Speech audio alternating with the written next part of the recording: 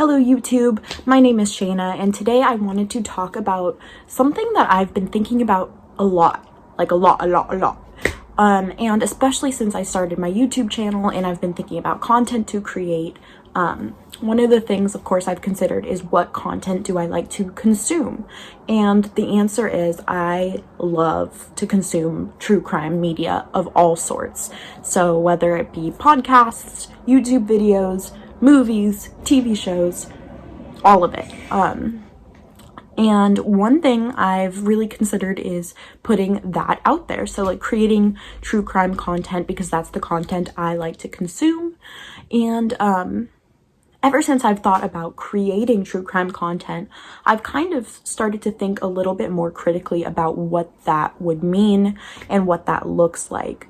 So if you're someone who is a fan of true crime, and yes, I mean a fan of true crime, I know that some of my favorite true crime YouTubers talk about how this is not for entertainment, it's for educational purposes, and I just want to address that real quick. I understand why they would say that, because we don't want to think that we are gaining entertainment or enjoyment from other people's real suffering and pain. But to be honest with you, that is what true crime is. It's entertainment, it's media, and we don't watch true crime or listen to true crime podcasts as a means of educating ourselves, necessarily. Maybe you do, but I don't think that people generally do. And I will speak for myself that true crime, YouTube, for example. Stop messing with your hair, dumb bitch. I watch it because I find it entertaining. I find it interesting. I think it's fascinating.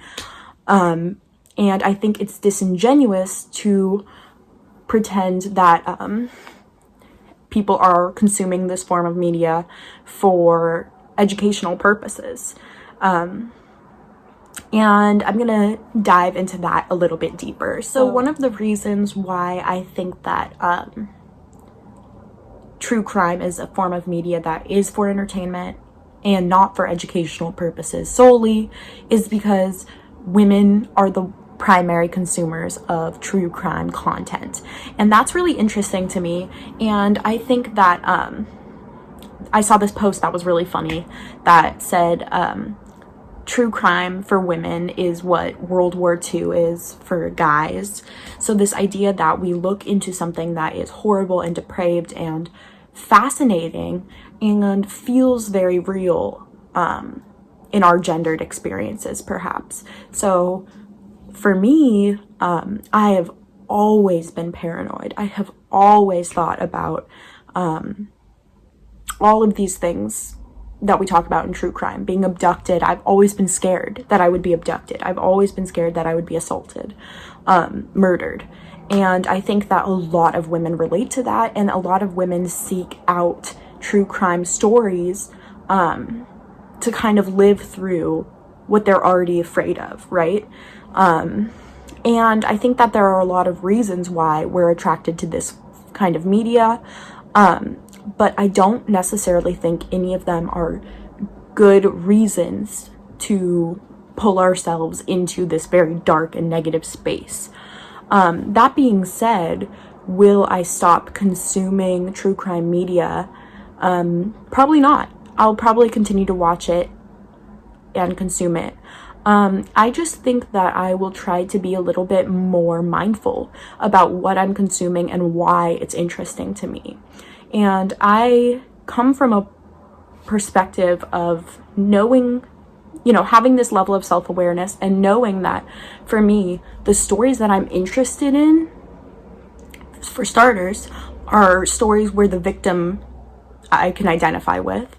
They're stories where the victim is young and a girl, and usually stories that are very sensationalized, stories that have a perpetrator who maybe doesn't know the victim, this like stranger danger thing that I grew up being fed all the time, when in reality, this is not what most crimes against women look like. They're not stranger danger. And I think we know that, right? We know that we are way more likely to be victims of crimes committed by people we know, people we're close to, people we trust, family members, friends, etc. So those are the stories that are not as popular. And also the stories that are not as popular are stories that center around Indigenous women, stories that center around Black women and women of color, and stories that surround these domestic issues that are super common and not as sexy, I guess, not as interesting, not as freaky, not as like nightmare fuel to the everyday woman, because it seems that they're somehow detached from that. And that is the experience of true crime media, is people want to see themselves in the victim, I think, for the most part. And I'm really speaking from my own experience on this one. I know that I don't watch a lot of videos where the victim is a man. I don't see a lot of that content to begin with, and it's not the content that I tend to click on.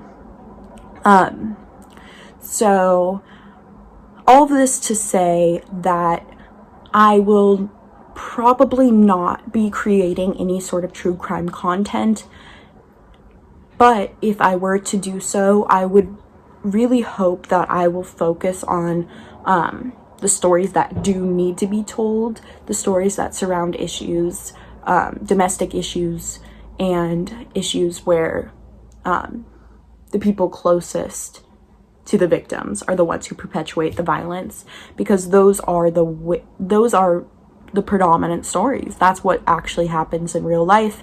And I think that if we're going to move towards maybe a more educational kind of angle, it still wouldn't be for educational purposes. I'm not deluding myself. But I think that we should acknowledge why we are interested in what we're interested in, and try to understand where that puts our brain for the rest of the day, for the rest of the night, for the rest of our lives. So what is it doing to our brain? Is it good for us in the long run? And for me, I have always kind of known that consuming this very dark content, it's not good for my brain. It doesn't put me in a positive headspace. But that doesn't mean it's not entertaining. It doesn't mean it's not worth consuming every once in a while. However, I think that we should acknowledge that if this is the only kind of media you're consuming, you might be doing some damage to your brain. You might be really skewing your view of the world. And for the longest time, I thought I was immune to this kind of thing because I already am paranoid. I already do think worst case scenario. So watching this kind of content, I thought couldn't make things significantly worse for me. And I don't think it has. I haven't found that I'm more paranoid. I haven't found that I'm more paranoid necessarily, but I have found that I'm just in a darker frame of mind, and I don't need media content that is going to bring me down, especially if I'm already down. That's the kind of content I'll seek out, and I know it's not good for me. So let me know if you guys have experience with the true crime community, if you know if it's helped you at all. I would love to hear if true crime media or true crime content has helped you deal with anxiety, or has helped you cope or feel stronger or more prepared. And if you do find that it's educational in some way, because up until this point, I can't quite wrap my head around the idea of true crime content being educational. To me, I think that is kind of a cop-out for calling it what it is.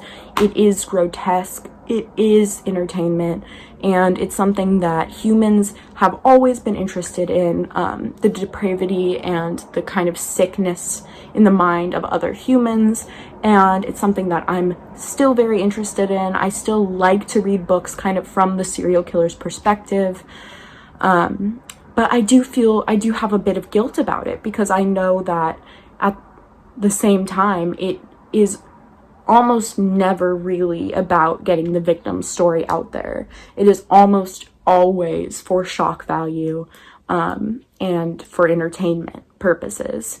And especially when you're talking about documentaries that surround famous serial killers, I am ashamed to admit, but I have found a lot of interest in going into like notorious serial killers.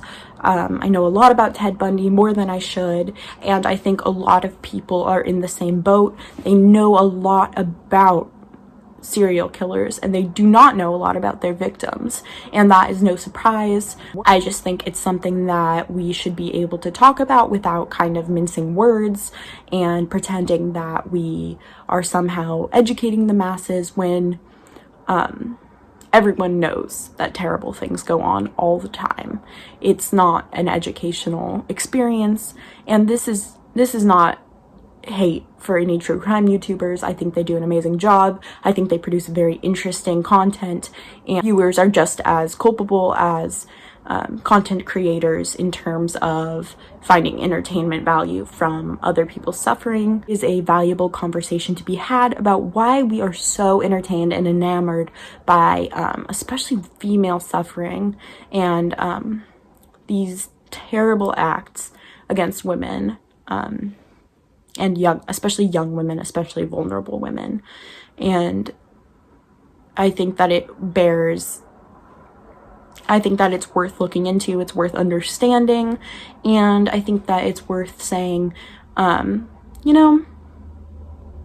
maybe you watch your favorite true crime YouTubers, but maybe the book you're reading is a lighthearted romance. That's what I'm doing right now. I'm trying to create some diversity in the content I'm consuming so that I'm not constantly just bombarding myself with this really dark, violent imagery, because I'm not that person, and I don't want that to be the energy I'm consuming and the energy I'm putting out there, and therefore I will not be making, as of right now, watch this age poorly, but I do not plan on making true crime content, and it's something that I had heavily been considering. And when I first started my YouTube channel just a couple weeks ago, I was really thinking that once I gained some traction, I would start producing true crime content, and my opinion on the matter has changed. Part of the reason why my opinion on this matter has changed is I have recently read a really amazing book. I cannot recommend more. It's a book of poems. It's called Life of the Party. I'll link it down below, and it kind of talks about true crime off and on, and it talks about how young women are obsessed with reading about other young women being raped and murdered. And it really resonated with me, and it made me kind of re-examine why I consume the media that I do, and why I find this kind of content entertaining, and all of the stuff I've already talked about. So I would love to hear from you guys, your opinions on the matter, your thoughts. If you think I'm wrong, you can let me know. And I just want to point out that I'm not saying you should stop consuming this kind of media. I am just saying that I think, especially if you're someone who struggles with mental health, you might want to re-examine some of the things that you find entertaining and think about what it's doing to your brain and why you're attracted to this kind of media. So I would love to hear from you guys. Thank you very much for tuning in. I will see you next time.